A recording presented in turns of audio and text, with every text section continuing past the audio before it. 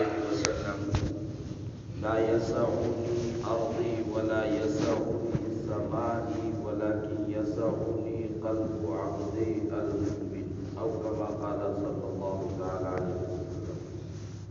حضرات طلبہ عزیز، تذکیراً چند باتیں عرض کرنی ہے۔ یقیناً یہ باتیں آپ کو پہلے سے معلوم ہوں گی، لیکن ان کا تذکرہ کرنے سے مجھے خود بھی اپنے آپ عمل کی طرف توجہ ہوگی اور انشاءاللہ آپ کے لیے بھی عمل کے لیے کچھ وسیلہ اور ذریعہ میسر آئے گا۔ اللہ رب العزت نے ایمان کے بعد 4 اہم عبادتیں اپنے بندوں کے اوپر فرض کی ہیں۔ نماز ہے، روزہ ہے، حج ہے اور زکوٰۃ ہے۔ یہ چاروں عبادتیں اپنے اپنے لحاظ سے اپنی اپنی الگ الگ تاثیر رکھتی ہیں۔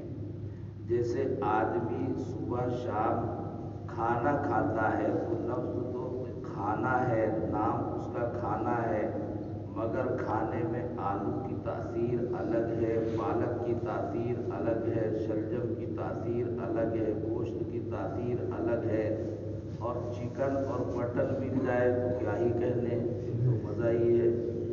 تو ہر ایک کی تاثیر الگ الگ ہے۔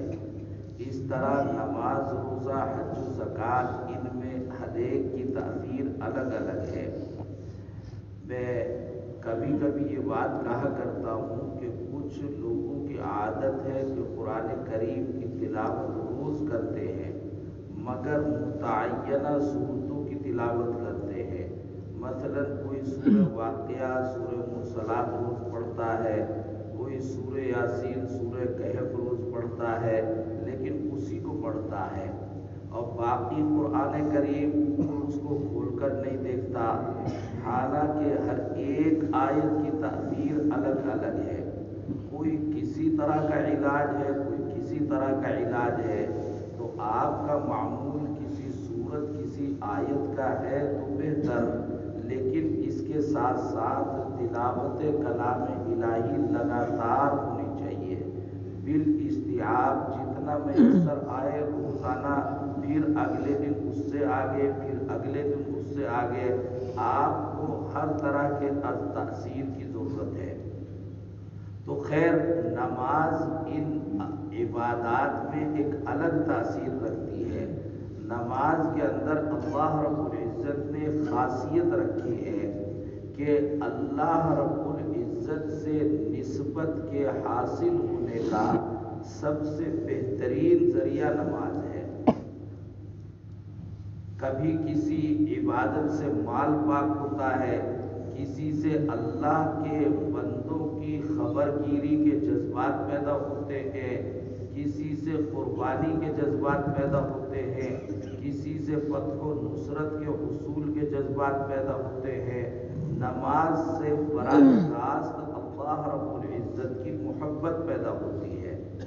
اللہ رب العزت سے نسبت خاصہ نماز کے ذریعے سے قائم ہوتی ہے۔ رسول اکرم صلی اللہ تعالی علیہ وسلم نے اسی لیے ارشاد فرمایا کہ الصلاۃ عماد الدین، نماز تو دین کا ایک اہم ستون ہے، اور ستون ہی کے اوپر پوری عمارت باقی رہتی ہے۔ تو ستون ہی گر جائے تو عمارت یا تو سنبھلے گی نہیں، اور سنبھلے گی تو اس کے نیچے بیٹھتے ہوئے خدشات پیدا ہوں گے، پتہ نہیں کب یہ گر جائے اور کب کے کیا نقصان پہنچ جائے۔ کیوں؟ اس لیے کہ اصل بنیاد ایمان کی اللہ رب العزت کے ساتھ تعلق ہی ہے۔ جس درجے اللہ رب العزت سے تعلق ہو جائے گا، اسی درجے باقی تمام عبادتیں مقبولیت حاصل کرتی چلی جائے گی۔ اس لیے رسول اکرم صلی اللہ تعالی علیہ وسلم سب سے زیادہ نماز کا اہتمام فرماتے تھے۔ حالانکہ رسول اکرم صلی اللہ تعالی علیہ وسلم تو بخشے بخشائے ہیں، لیکن جب کسی کو کسی سے محبت ہوتی ہے یا محبت میں اضافہ مطلوب اور مقصود ہوتا ہے تو آدمی محبت کے اضافے کے طریقے اختیار کرتا ہے۔ رسول اکرم صلی اللہ تعالی علیہ وسلم کو دین میں دنیا کے بہت کام انجام دینے تھے، لیکن 5 ٹائم کی نمازوں سے رسول اکرم علیہ السلام کبھی غافل نہیں ہوتے تھے۔ پھر اس کے ساتھ جب بھی رسول اکرم علیہ السلام کو موقع میسر آتا اور اکثر و بیشتر رات کے حصے میں لمبی لمبی نمازیں پڑھا کرتے تھے، اتنی لمبی لمبی نمازیں کہ حضرت سیدہ عائشہ رضی اللہ تعالی عنہا ارشاد فرماتی ہیں کہ کانا یتورم قدما، کہ رسول اکرم صلی اللہ علیہ وسلم کے طول قیام کی وجہ سے آپ کے پیروں کے اوپر ورم آ جاتا تھا، پیر موٹے موٹے ہو جاتے تھے۔ رسول اکرم علیہ السلام کو نماز میں لذت آتی تھی، کیوں؟ اس لیے کہ اس سے نسبت بڑھتی تھی جو مقصود ہے اور جو مطلوب ہے۔ یہی وہ بات ہے جس سلسلے میں آپ نے ایک مشہور بات سنی کہ حضرت سیدنا علی رضی اللہ تعالی عنہ کے پیر میں کوئی تیر آ کر لگ گیا اور وہ ہڈی کے اندر پیوست ہو گیا، گھس گیا، نکالتے ہوئے انتہائی درجے تکلیف ہو رہی تھی۔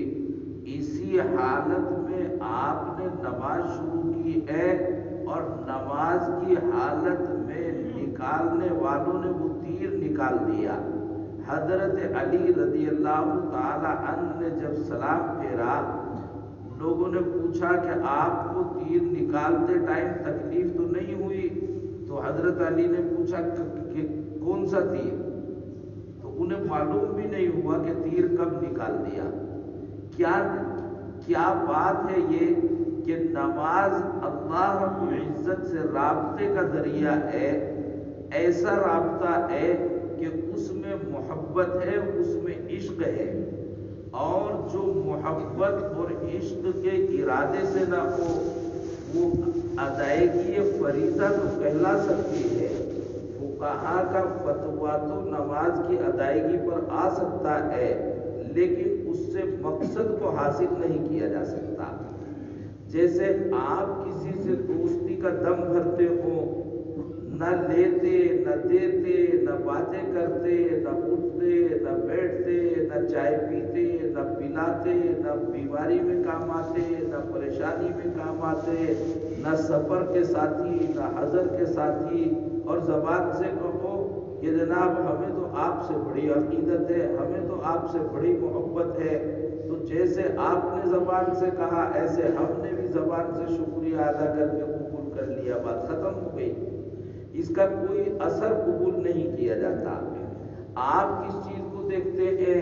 کھانے پینے کو، اٹھنے بیٹھنے کو، پریشانی میں کام آنے کو، اسی سے آپ کو کسی کے قلب کا اندازہ ہوتا ہے، اور اللہ رب العزت ان کو ہر ایک کے قلب کا پتہ ہے کہ اس میں کیا آ رہا ہے اور کیا جا رہا ہے۔ تو جب اللہ رب العزت کی طرف جتنی نسبت ہوگی، جتنی محبت ہوگی، جتنا عشق ہوگا، اور جتنا عشق میں ڈوب کر نماز پڑھی جائے گی، اتنے مرتبے اور مرحلے طے ہوتے چلے جائیں گے اور اللہ رب العزت کا اتنا تقرب بڑھتا چلا جائے گا۔ رسول اکرم صلی اللہ تعالی علیہ وسلم نے حدیث جبرائیل میں ارشاد فرمایا کہ ان تعبد اللہ کأنک تراہ فإن لم تکن تراہ فإنہ یراک۔ کوئی بھی عبادت آپ انجام دیں، اس عبادت میں احسان کی کیفیت جتنی بڑھتی چلی جائے گی، اللہ رب العزت اس کو اتنی مقبولیت عطا کرتے چلے جائیں گے۔ احسان کیا ہے؟ احسان یہ ہے کہ آپ عبادت اس طرح انجام دیں کأنک تراہ، جیسے کہ آپ اللہ رب العزت کو دیکھ رہے ہیں۔ فإن لم تكن تراه فإنه يراك، اور یہ درجہ نہیں تو کم سے کم یہ درجہ ہو کہ اللہ رب العزت العزت مجھے دیکھ رہے ہیں. جب آپ استاد کو دیکھ رہے ہوں، یوں بیٹھے ہوئے دیکھ رہے ہوں تو بھی زیادہ پڑھیں گے، اور جب یہ یقین ہو کہ استاد تمہیں دیکھ رہا ہے جب بھی زیادہ پڑھیں گے. ویسے 2 درجے جو بیان کیے ان میں ہمارے یہاں یہ ہوتا ہے کہ جب استاد آپ کو دیکھ رہا ہے اور آپ کو پتا ہے کہ استاد دیکھ رہا ہے تو زیادہ پڑھیں گے. لیکن اگر آپ استاد کو دیکھ رہے ہیں تو پھر اتنا نہیں پڑھیں گے. آپ دیکھ رہے ہیں وہاں بیٹھے ہوئے مولانا اور آپ کو نہیں دیکھ رہے ہیں تو ایسی صورت میں آپ کم پڑھیں گے. کیوں؟ اس لیے کہ یہ خوف کا مرحلہ ہے، اور اللہ رب العزت کی عبادت میں جب آپ اللہ کو دیکھ رہے ہوں گے تو پھر زیادہ عبادت میں زیادہ لذت حاصل ہوگی. کیوں؟ اس لیے کہ یہ شوق کا مرحلہ ہے. 2 مرحلے الگ الگ ہیں. حدیث کو سمجھنے میں غفلت ہوتی ہے، سمجھ میں نہیں آتا. جب استاد ہمیں دیکھ رہا ہے جبھی تو ڈر لگے گا، جبھی تو پڑھیں گے، اور ہم استاد کو دیکھ رہے ہیں تو کوئی مزہ نہیں آئے گا، کوئی خوف نہیں ہوگا، تو پھر کم پڑھیں گے، کام کم ہوگا. تو یہاں درجہ کأنک تراہ دوسرا ہے، فإن لم تکن تراہ فإنہ یراک، وہ پہلا مرحلہ ہے. استاد دیکھ رہا ہو تو زیادہ کام ہوگا. لیکن وہاں اس کا برعکس ہے، کأنک تراہ. جب آپ انوار ربانی کو خود دیکھ رہے ہو تو شدت اشتیاق میں اس کی طرف دوڑنا آسان ہو جائے گا، خود بخود قدم اٹھتے چلے جائیں گے. کیوں؟ اس لیے کہ وہ مرحلہ شوق کا ہے. یہ منزلیں خوف کی ہیں اور وہ منزلیں شوق کی ہیں. اس لیے اس طرف اللہ کی طرف کھنچاؤ جب ہوگا جب آپ اللہ رب العزت کے انوار کو دیکھ رہے ہو. بہرحال نماز کے اندر جتنا اشتیاق بڑھے گا اور قلب کی رغبت اللہ رب العزت کی طرف بڑھے گی اتنی نسبت قائم ہوتی چلی جائے گی. ملے گا کیا؟ کچھ ملتا ہوا دکھائی نہیں دے گا، آپ کو کچھ ملتا ہوا دکھائی نہیں دے گا، لیکن یہ جو نسبت بڑھتی چلی جا رہی ہے، دل کا میلان اور رغبت بڑھتی چلی جا رہی ہے، اللہ کی طرف آپ کھینچ رہے ہیں اور اللہ آپ کے قلب کے اندر آتا چلا جا رہا ہے. اللہ رب العزت کے بارے میں رسول اکرم صلی اللہ علیہ وسلم نے ارشاد فرمایا کہ لا یسعنی ارضی، پوری زمین وہ بھی اتنی وسعت نہیں رکھتی کہ میں اس میں سما جاؤں، ولا سمائی، پورا آسمان اتنی وسعت نہیں رکھتا کہ میں اس میں سما جاؤں، ولکن یسعنی یسع قلب عبد المؤمن، لیکن مؤمن بندے کا دل جو میرا بندہ ہو، میرے مؤمن بندے کا دل اتنی وسعت رکھتا ہے کہ میں اس کے دل کے اندر سما جاتا ہوں. تو ایسی عبادت، ایسی نماز کہ وہ اللہ دل کے اندر سما جائے اور اللہ سے خاص نسبت قائم ہو جائے. یہ نسبت قائم ہو جائے گی تو آتا ہوا کچھ نہیں دکھائی دے گا، جاتا ہوا کچھ نہیں دکھائی دے گا، لیکن یہ نسبت ہزاروں ہزاروں ہزاروں من سونے سے زیادہ قیمتی ہے.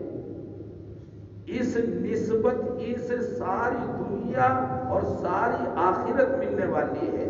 یہ جتنی رغبت اور جتنی نسبت اللہ سے بڑھ جائے گی اتنا ہی مقام اور مرتبہ دنیا میں بھی بڑھ جائے گا اور آخرت میں بھی. حضرت اورنگزیب عالمگیر علیہ الرحمہ، ان کی تاریخ میں ایک عجیب و غریب سا واقعہ لکھا ہے. ان ہمارے مغل بادشاہوں میں حضرت اورنگزیب عالمگیر علیہ الرحمہ قابل قدر اور اہمیت کے حامل بادشاہ گزرے ہیں، اور وہ اپنا کھانا پینا سرکاری خزانے سے نہیں لیتے تھے. تاریخ میں لکھا ہے کہ وہ ٹوپیاں بنتے تھے یا پھر قرآن کریم کی کتابت کرتے تھے. کاتب بہت اچھے تھے. ایک نسخہ قرآن کریم کا کتابت کر کے تیار ہو جاتا تو جس طرح آپ کتب خانے سے نسخے خرید کے لاتے ہیں ایسے ایک نسخہ بک جاتا. اور چونکہ یہ خطاطی کا انمول خزانہ تھا اور بادشاہ سلامت کے ہاتھ کی خطاطی تھی تو اچھے دام کو بک بھی جاتا تھا، ہدیہ اچھا مل جاتا تھا، اسی سے ان کا باورچی خانہ چلتا تھا۔ تو سرکاری خزانہ الگ تھا اور اپنا باورچی خانہ الگ۔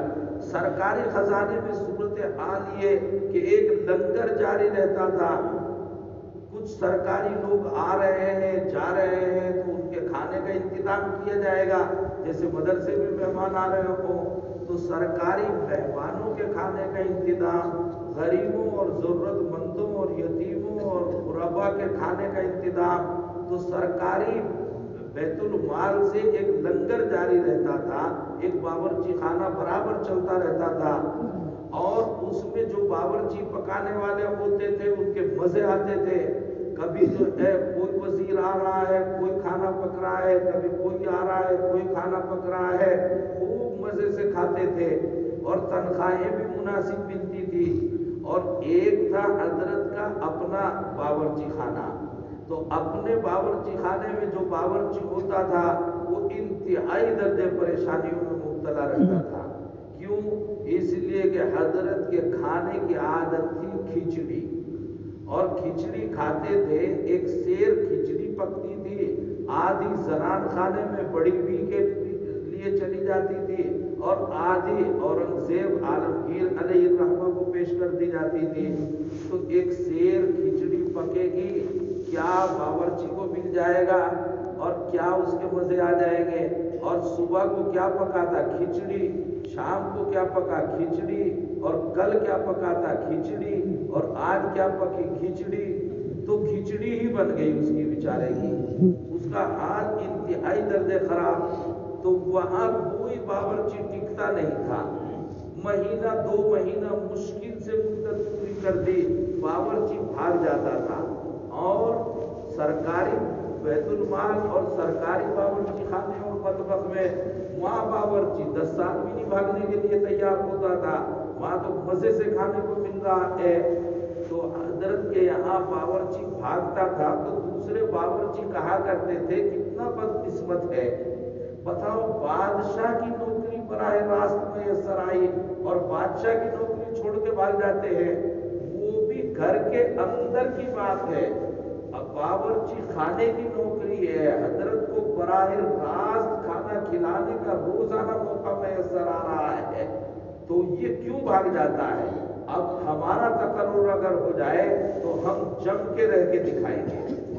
تو دوسرے کا تقرر ہو گیا، وہ بھی بھاگ گیا تھوڑے دن میں، پھر تیسرا جو تبصرہ کر رہا تھا کہ کیوں بھاگ جاتے ہیں، تھوڑے دن میں وہ بھی بھاگتا نظر آیا، ابھی تو غریب صورتحال۔ تو حضرت کے باورچی خانے میں کوئی ٹکنے کو تیار نہیں، ایک زیادہ دنوں سے تبصرہ کر رہا تھا لوگوں کے درمیان، اپنے رشتہ داروں میں، ساتھیوں میں، دوستوں میں، کہ جناب اگر میرا موقع کبھی آ گیا مجھے موقع دلوا دو، بادشاہ کے قریب رہنا ملے گا، روزانہ صبح شام بادشاہ کے ساتھ رہنا، تو میں کبھی نہیں بھاگ سکتا، جب تک حضرت جی خود اپنے گھر سے نہ نکال دیں میں نہیں جاؤں گا کبھی بھی۔ ہوتے ہوا تو اسی کا نمبر آ گیا، اب نمبر آ گیا تو وہاں تو صبح دوپہر اور شام وہی بیچارے کو کھچڑی مل رہی ہے، کچھ بھی ملنے کو تیار نہیں، خزانے میں پیسہ ہی نہیں ہے، گھر والے خزانے میں پیسہ ہی اتنا ہے، تو بیچارہ انتہائی درجے پریشان ہو گیا۔ لیکن اگر بھاگ جائے تو یہ ساتھی کیا کہیں گے جن کے سامنے وعد وعید اتنے دن تک کرتا رہا، تو کیا ہوگا تیرا؟ صورتحال عجیب ہو گئی، لیکن کوئی نہ کوئی، یوں کہتے ہیں ضرورت جو ہے کسی ایجاد کی ماں ہوتی ہے، کچھ نہ کچھ آدمی ہر بار سوچ ہی لیتا ہے، تو اس نے ہر بار سوچ لیا ایک دن، اور اس نے جو ہے ایک دن کھچڑی میں نمک بالکل ہی نہیں ڈالا، حضرت کو کھچڑی پیش کر دی، لیکن حضرت نے آدھے سیر گھر میں گئی، آدھے سیر خود کھائی، حضرت کھاتے رہے، بس ایک مرتبہ اس کی طرف یوں کر کے دیکھا تاکہ یہ سمجھ جائے کہ نمک کا احساس مجھے بھی ہے، لیکن کچھ ارشاد نہیں فرمایا، بغیر نمک کی کھا کے چلے گئے، اور پھر بولے ہی نہیں، بھگایا ہی نہیں، یہ تو سمجھ رہا تھا بھگا دیں گے آج، تو آج بھی نہیں بھگایا، اب کیا کریں؟ تو اگلی مرتبہ 1-2 دن گزرے تو اس نے نمک 3 گنا ڈال دیا، اتنا تیز نمک ڈال دیا، اور آدھی زنان خانے میں آدھی حضرت جی کو پیش کر دی۔ اب یہ حضرت جی نے کھانی شروع کی تو وہ تو کھائی نہ جاوے کسی سے بھی، لیکن حضرت نے ایک نگاہ اس کو دیکھا اور پوری کھچڑی جس طرح کھاتے تھے کھا گئے۔ بس ایک نگاہ دیکھ لیا کہ احساس ہے، ہمیں بھی پتا ہے نمک زیادہ ہے، لیکن بات حضرت جی پوری سمجھ گئے کہ بات کیا ہے۔ اگلے وقت میں ارشاد فرمایا کہ بھائی باورچی صاحب کتنی کھچڑی بناتے ہو؟ کہ جی 1 سیر بناتا ہوں، کہ آج 3 سیر بنا لینا، 3 سیر۔ 3 سیر تیار کر دی گئی، آدھی جو ہے 1 سیر میں سے آدھا سیر گھر میں گئی، آدھا سیر حضرت جی کو، 2 سیر بچ گئی۔ تو فرمایا کہ یہ 2 سیر کے 9 حصے کرو، اور ہمارے جو 9 گزرا ہیں ان کو اطلاع کر دو کہ آج کھانا اورنگزیب کے گھر سے آئے گا، اپنے ذاتی گھر سے، اپنے ذاتی باورچی خانے سے آپ کا کھانا آئے گا، اور 9 حصے کر کے کھچڑی کے ان تمام کے گھروں پہ شان کے ساتھ لے کر جاؤ۔ گزرا کے ہاں 9 مشہور و معروف وزیر تھے ان کے، جن کو 9 رتن کہتے تھے، تو ان کے یہاں لے کر جاؤ۔ اب یہ سب کے یہاں لے کر گئے تھوڑی تھوڑی کھچڑی۔ ہمارے یہاں طریقہ یہ ہے، شادی بیاہ میں نائی جب چٹھی لے کر جاتا ہے، خط لے کر جاتا ہے، تاریخ طے کرتا ہے، تو گھر والے اس سے خط لیتے ہیں اور اس کو انعام و اکرام سے نوازتے ہیں، کپڑے دیتے ہیں، چادر دیتے ہیں، بائک دیتے ہیں، سائیکل دیتے ہیں، جو بھی جس کی حیثیت ہے اس کو آنے والے قاصد کا احترام ہوتا ہے۔ تو جب یہ وزیروں کے پاس سرکاری خزانے، سرکاری کھچڑی لے کر گئے، بادشاہ سلامت کے یہاں سے کھچڑی لے کر گئے، تو وزیروں نے ان کا احترام کیا آنے والے کا۔ تو ایک ایک وزیر نے ہدیے اور انعام کے طور پر 1 لاکھ روپے دیے اس وقت کے۔ کیوں؟ اس لیے کہ بادشاہ کے گھر سے کبھی تو کسی کے پاس کچھ آتا نہیں تھا۔ آج خوش قسمتی ہے کہ کسی کے پاس کچھ آیا تو روز ہدیے بھیجنے شروع کرو تو پلٹ کے دوسرا کتنے ہدیے دے گا، لیکن اگر ایک دن آئے تو 1 دن بڑی رقم دینے میں کوئی حرج نہیں۔ تو انہوں نے واپس جو دیے تو 1 لاکھ روپے ان کو انعام کے طور پر دیا۔ اب جب یہ واپس آ گیا تو بادشاہ سلامت نے پوچھا کہ بھائی وزیروں کو کھچڑی پہنچا دی؟ کہ جی حضرت پہنچا دی۔ کہ انہوں نے کچھ دیا بھی ہے تمہیں؟ کہنے لگے جی اتنا دیا میری 7 نسلیں بھی کھاتی رہے تب تک بھی ختم نہیں ہوگا، اتنا دیا ہے۔ تو حضرت نے ارشاد فرمایا کہ تو پھر کل سے نمک ٹھیک ہی ڈال دینا۔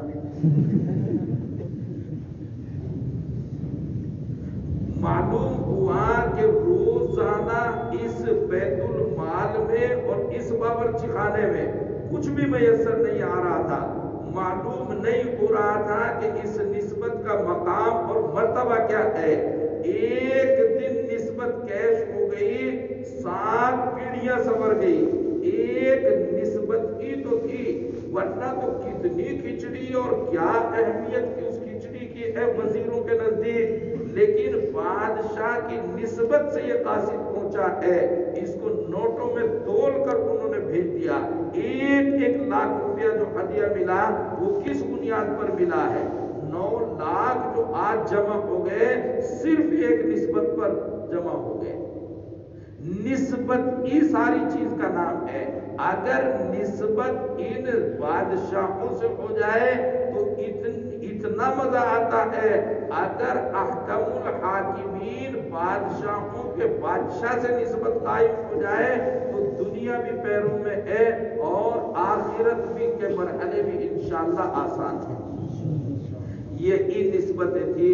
حضرت نانوت بن نور اللہ مرقدہ کے بارے میں لکھا ہے، یہی چھتا مسجد کا ادھر والا جو کمرہ ہے اس میں سے حضرت حضرت اس میں تشریف لے گئے، بیٹھے ہوئے تھے، کوئی آیا اور اس نے حضرت کی خدمت میں چاندی کے سکے کیا چلتے تھے وہ پیش کیے لا کر، تو حضرت نے شدت کے ساتھ ناگواری کے ساتھ انکار فرما دیا۔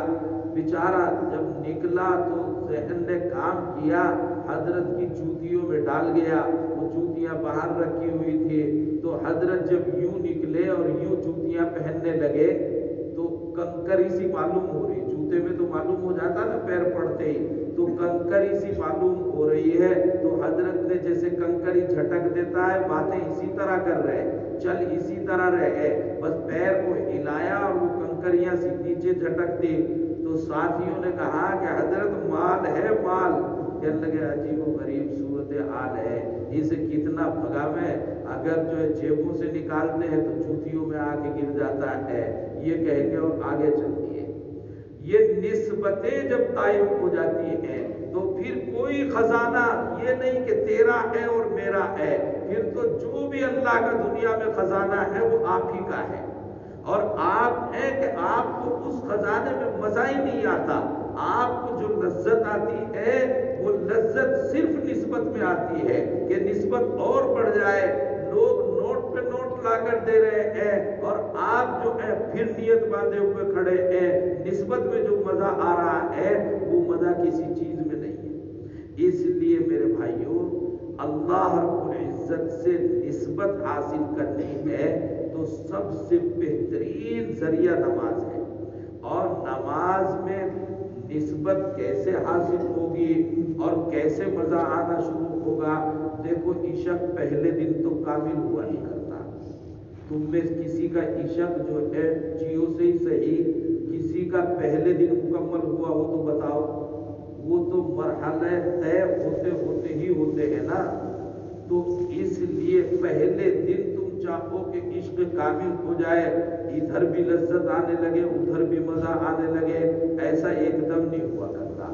اس لیے کم سے کم یہ طے کرو کہ تکبیر اول کے ساتھ ہمیں نماز پڑھنی ہے، جب پہلی تکبیر کے ساتھ مسبوق کبھی نہیں بننا ہے، کوشش اور جد و جہد کرنی ہے کہ کوئی نماز ایسی نہیں ہوگی جو پہلی تکبیر کے ساتھ امام سے پہلے ہم بیٹھے ہوئے نہیں ملیں گے۔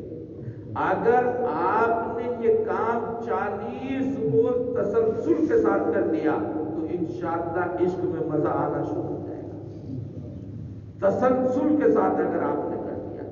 یہ لوگوں کے تجربات ہیں، ابن نجیم نے مسئلہ لکھا ہے کہ اگر کسی کے ذہن کے اندر ریا پیدا ہو رہی ہو، نماز پڑھ رہا ہے ذہن میں آ رہا ہے لوگ اب تو مجھے نمازی اچھا کہنے لگے ہوں گے، قرآن پڑھ رہا ہے اب تو بڑا بزرگ ماننے لگے ہوں گے، لیکن آتا رہے ذہن میں، دوست احباب کہتے رہے بہت بڑا ملا ہو رہا ہے، زیادہ ہی جو ہے نمازی ہو رہا ہے، کچھ بھی ہوتا رہے، لگے رہو، کچھ دن ذرا سا بدن پر اور ذہن پر زور پڑے گا، جب کام کرنا آ جائے گا تو مزہ آنا شروع ہو جائے گا۔ جب کتاب حل کرنے بیٹھتے ہیں حل نہیں ہوتی، بس جس نے چھوڑ دی تو چھوڑ دی، لیکن جس نے تھوڑی سی تکلیف برداشت کر لی، تھوڑے دن میں کتاب حل ہونی شروع ہو جاتی ہے، پھر مزہ آنا شروع ہو جاتا ہے۔ کوئی بھی کام کرو شروع میں ہوتا نہیں، کاروبار میں بیٹھے 10 روپے 50 روپے 1000 روپے 500 روپے بچتے ہیں، پورے دن دکان کھولے بیٹھے کام کرنے کو من ہی نہیں کرتا، لیکن اگر لگے رہے تو پھر لاکھوں بھی اسی دکان میں بچنے شروع ہو جاتے ہیں۔ تو لگے رہے، تسلسل کے ساتھ لگے رہے، اور یہ طے کرے کہ پہلی تکبیر کبھی چھوٹنے نہیں دینی۔ اگر آپ نے بدن پر اور ذہن پر زور ڈال کر تھوڑے دن محنت کر لی تو انشاءاللہ پھر محنت کرنے کی ضرورت نہیں، پھر تو وہ آپ کی ایسی ضرورت بن جائے گی کہ اس کے بغیر مزہ ہی نہیں آئے گا۔ 40 دن کا دخل بڑا عجیب و غریب ہے کہ 40 دن میں احوال اللہ رب العزت بدل دیتے ہیں، دل کی کیفیتیں بھی 40 دن میں عموماً بدل جاتی ہے، اس کے اپنے دلائل ہیں، براہین ہیں۔ بہرحال نماز ایک ایسا ذریعہ ہے کہ جس کے ذریعے اللہ رب العزت سے براہ راست نسبت خاصہ میسر آتی ہے، اور اس سے بڑی دولت دنیا کے اندر کوئی نہیں۔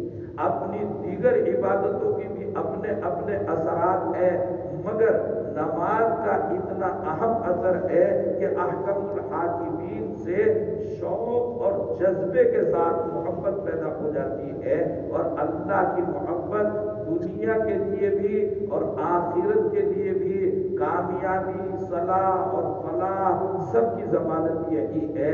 اللہ رب العزت ہمیں اس نماز کی قدر کرنے کی، اس کا پورا اہتمام کرنے کی توفیق عطا فرمائے۔ اپنے آپ بھی اس کا اہتمام کریں اور اپنے ساتھیوں کو اور اپنے اہل خانہ کو، اپنے دوست احباب کو، جن کے بھی تم خیر خواہ ہو، ان تمام کو اس طرف متوجہ کرنے